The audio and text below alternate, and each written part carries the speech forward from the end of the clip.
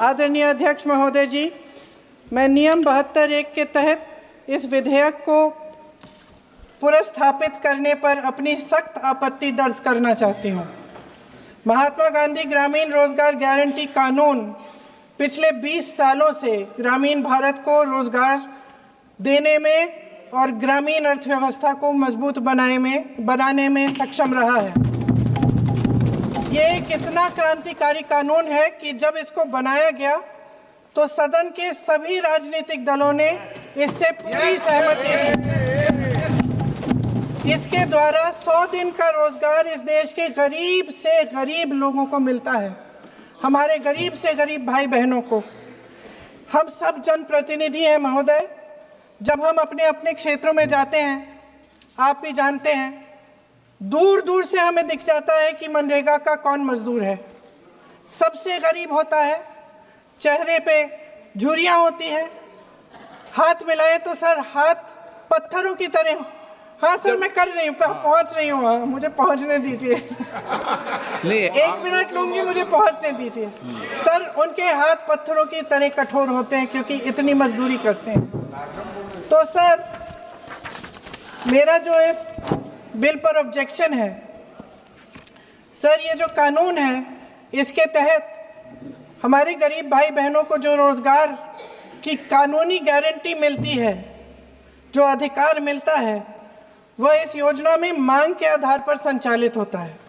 मतलब जहां जहां रोजगार की मांग है वहां इस योजना द्वारा 100 दिनों का रोजगार अनिवार्य है, देना अनिवार्य है। इसके साथ साथ केंद्र से इसके लिए जो पूंजी जाती है वो भी मांग पर आधारित होती है। यानी कि इस योजना के लिए जितने पैसे जहां भेजने हैं, कितने भेजने हैं, वह जमीनी परिस्थितियों पर आधारित होता है और मांग के आधार पर निर्धारित होता है।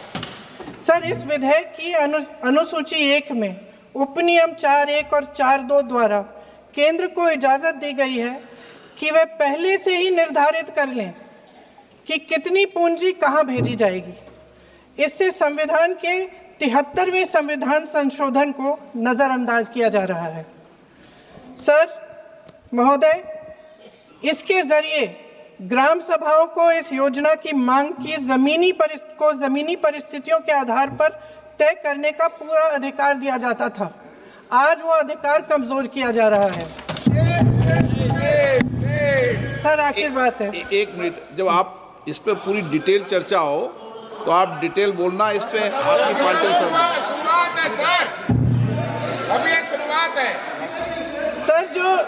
सर जो हमारे संविधान की जो मूल भावना है कि हर एक व्यक्ति के हाथों में शक्ति होनी चाहिए, वही मूल भावना पंचायती राज में है और उस मूल भावना के विरोध है ये जो अधिनियम, जो ये विधेयक आ रहा है। सर, इस विधेयक के जो प्रबंधन है जिससे रोजगार का जो अधिकार है, कानूनी अधिकार है, वो कमजोर हो रहा है, वो हमारे संविधान के विपरीत है। सर ये हमारे इसी सदन ने ये कानून बनाया और इसी सदन ने ये अधिकार जनता को दिया है। ओके। सर, एक और है सर, महात्मा गांधी मनरेगा में 90% अनुदान केंद्र से आता था। इस विधेयक द्वारा ज्यादातर प्रदेशों में अब 60% आएगा, इसको घटाया गया है। ओके। सर, इससे प्रदेशों की अर्थव्यवस्था पर बहुत भार होगी और खास तौर से ये वे प्रदेश जिनकी अर्थव्यवस्था पहले से ही केंद्र की ओर से जीएसटी के बकाये के इंतजार में है। ओके, माननीय सदस्य। हो गया। सर, इस विधेयक द्वारा केंद्र का नियंत्रण बढ़ाया जा रहा है और जिम्मेदारी घटाई जा रही है। सर, जो 100 दिन का अधिकार आपने 125 करने की बात की है, लेकिन इसमें वेतन की बढ़ोतरी, आपकी जो मजदूरी की बढ़ोतरी है, इसकी कोई बात नहीं है। माननीय सदस्यों। सर, ये सही बात है कि अभी तक जो बकाया है वो ही पूरा नहीं हुआ है। माननीय सदस्य गणों, मैं आपसे सर, आखिरी बात ये है सर कि हर योजना का नाम बदलने की जो सनक है, ये समझ में नहीं आती है। सर जब जब ये किया जाता है तो सरकार केंद्र को पैसे खर्चने पड़ते हैं। माननीय सदस्यों, मैं आपसे आग्रह करता हूं, ये सर आप पोस्टर रख दे नीचे। मैं ये रख दूं? नहीं, आप पीछे वाले माननीय सदस्य, आप 72 में नियम में विरोध कर दें आप। ठीक। सर आखिरी पॉइंट है कि बिना चर्चा के, बिना इस सदन की सलाह लिए इस तरह से जल्दी जल्दी में विधेयक को पास नहीं होना चाहिए।